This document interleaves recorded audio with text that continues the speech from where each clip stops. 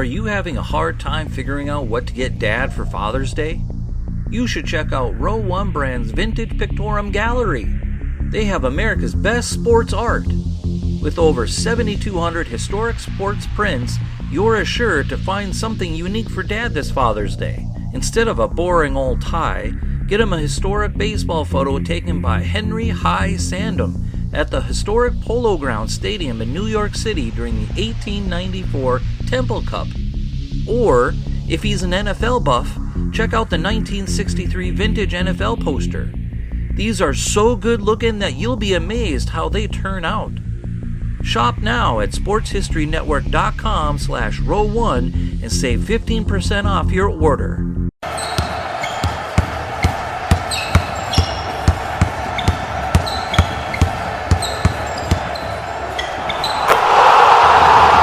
This is Basketball History 101 with Rick Loayza.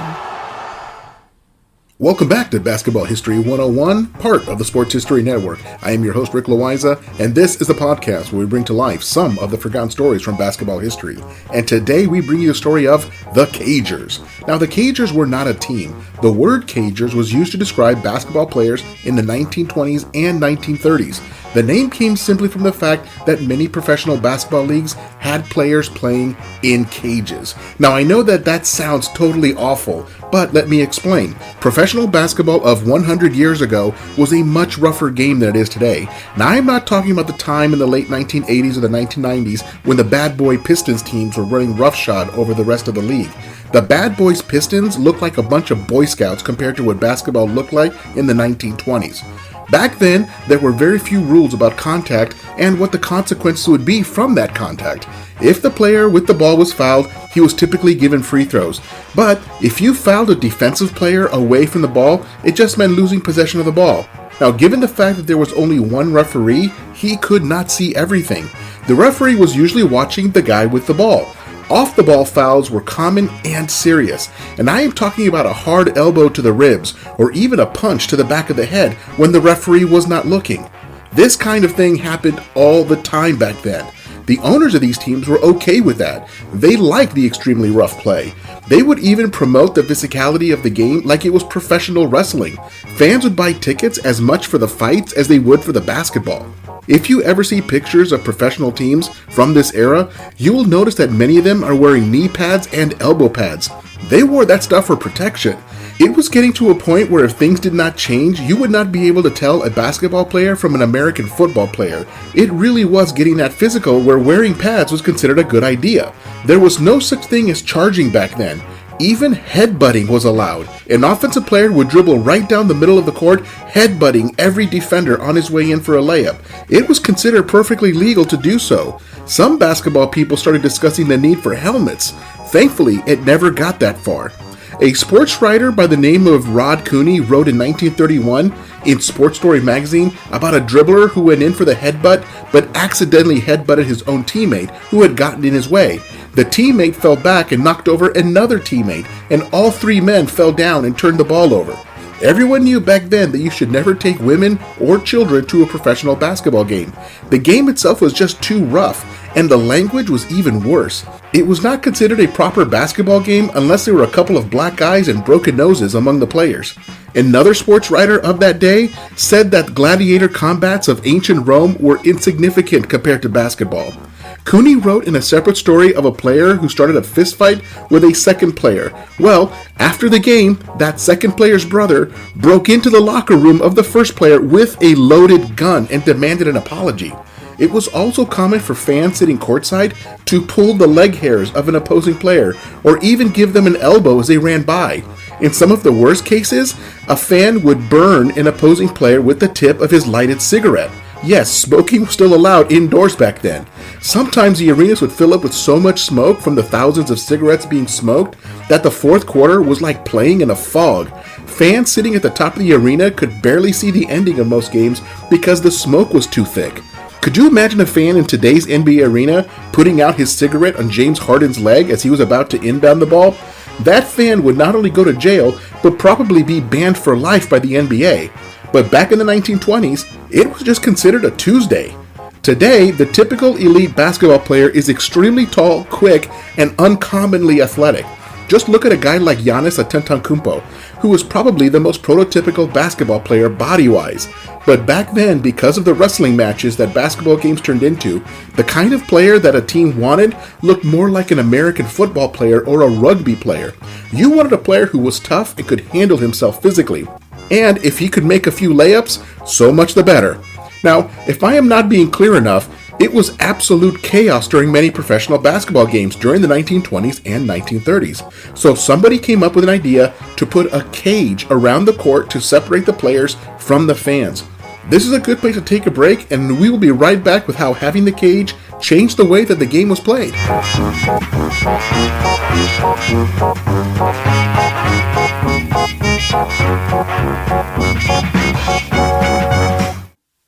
This podcast is part of the Sports History Network, your headquarters for the yesteryear of your favorite sport. You can learn more at sportshistorynetwork.com. Welcome back to the show, and let us continue with the story. I just shared how the game of basketball became extremely rough and more like tag team wrestling than a basketball game. That created the need for a cage to be placed around the court. The cage was suspended from the ceiling and was lowered to the court for basketball. There were a few different designs for the cages. Some were made of rope or twine, and others were made of wire mesh. The cages would make contact with the floor just outside of the baselines and sidelines. It gave a player just enough room to stand out of bounds for an inbounds play. The cages had openings near each bench so that players could substitute in and out of the game using the small openings. That was when you began to see sports writers using the term cagers to refer to basketball players. It kept the fans from interfering with the players. It also kept the players from getting into fights with the fans, which was also very common. Do you remember the Malice at the Palace when Ron Artest of the Indiana Pacers went into the stands to fight a fan, and then several of his teammates joined in? Well, that kind of thing was common enough in basketball back then, which is why I said previously it was extremely unwise to bring women or children to a basketball game. But the cage presented opportunities for new strategies. If a player was dribbling near the sideline, a defensive player could shove him into the side of the cage, and as long as the player did not completely fall over, there was no foul. It was simply play on. Players that were away from the ball would often push their man against the cage, causing rope burns or a series of small cuts from the wire mesh cages. In other words, the cage became a weapon for both teams, and they could use them against each other. In many ways, the physicality and fighting between the players got even worse once the cage was introduced. The game started to resemble a street fight between gangs with a few layups and free throws thrown in. By the time the 1940s rolled around, owners began to clean up the game. Rules were made that limited the number and severity of fouls. Fouls away from the ball would result in free throws, thereby reducing the number of overall fouls. Fighting and other severe fouls would result in ejections from the game and possible suspensions. The new rules incentivized playing the game cleanly, or at least it led to mostly clean play. Even fans were encouraged to stay out of the game, or else they could be kicked out of the arena, or sometimes the opposing team would be given free throws. So it made sense for the fans to just stay in their seats. With the fouling and the street fighting mentality taken away, it was time to get rid of the cages, because they were no longer necessary. The game atmosphere became more family-friendly, and the owners began promoting the games as family entertainment. After all, if you really wanted to make money, as the owners definitely did, then you wanted everybody to be able to come to the game, not just the men. Although smoking was still allowed in the arenas for nearly 40 more years. It also changed the way that the basketball players looked. It did not make sense anymore just to sign a bunch of bruisers who were mediocre basketball players. The priority became one of finding the tallest and most athletic players that you could find to be on your team. Now a team owner wanted players who could actually play basketball. Even though the actual cages disappeared by the beginning of the 1940s, the term cagers was still in common use by sports writers into the 1970s, before getting dropped completely by the 1980s. We should be glad that the owners of the 1940s decided to clean up the game. If the game was still as dirty today as it was back then I seriously doubt that it would have become that popular. It simply would have never appealed to a wide audience. Again, I am thankful that they cleaned it up. Well, that's it for today.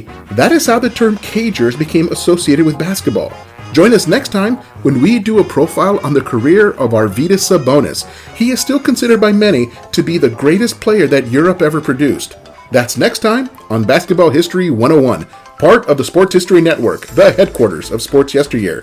Go to sportshistorynetwork.com to find out more about this and other sports history podcasts. If you like what you hear, please hit that subscribe button wherever you get your podcasts. And check out our page on Facebook. It's called Basketball History 101 Podcast. There you will find shorter historical posts, as well as comments and discussion starters on today's game. I'll also announce there when new episodes come out. I want to thank my producer and editor, Jacob Loayza. Join us each week as we continue to mine the history of basketball for more great stories from the past. Take care, and see you soon.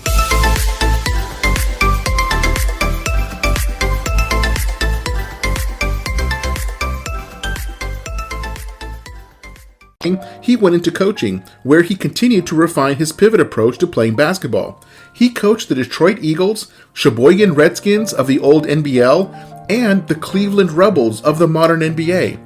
He influenced basketball to an incredible degree, and really is the father of the modern pivot play action.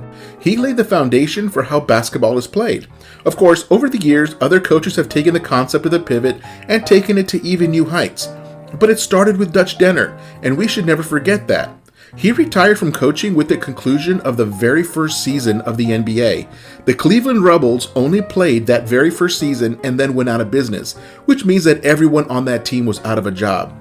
He was inducted into the Hall of Fame in 1969, and he passed away on April 20th, 1979, at the age of 81. His contribution to the game cannot be understated. He was truly one of the giants of basketball, not just as a player, but for how he pushed and developed the game itself. Well, that is all for today. That is the story of Dutch Denner. Join us next time when we share the story of Kevin McHale, one of the greatest Boston Celtics of all time. That's next time on Basketball History 101, part of the Sports History Network, the headquarters of sports yesteryear. Go to sportshistorynetwork.com to find out more about this and other sports history podcasts. If you like what you hear, please hit that subscribe button wherever you get your podcasts.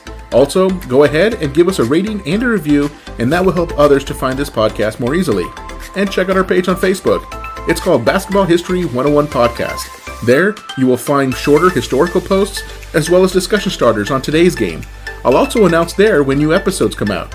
I want to thank my producer and editor, Jacob Loayza. Join us each week as we continue to mine the history of basketball for more great stories from the past. Take care, and see you soon.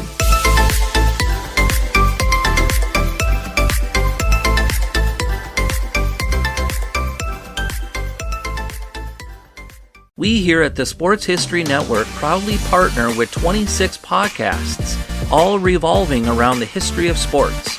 But did you know that many of our hosts were sports history authors way before they started their shows? It's true.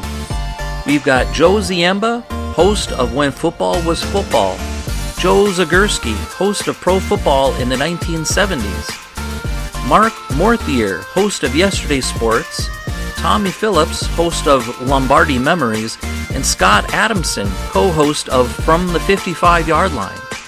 All these authors have many books for you to choose from. To check them out, go to our website at sportshistorynetwork.com/sportshistorybooks. Pick up your copy today. Soundtrack provided by Kevin MacLeod of filmmusic.io.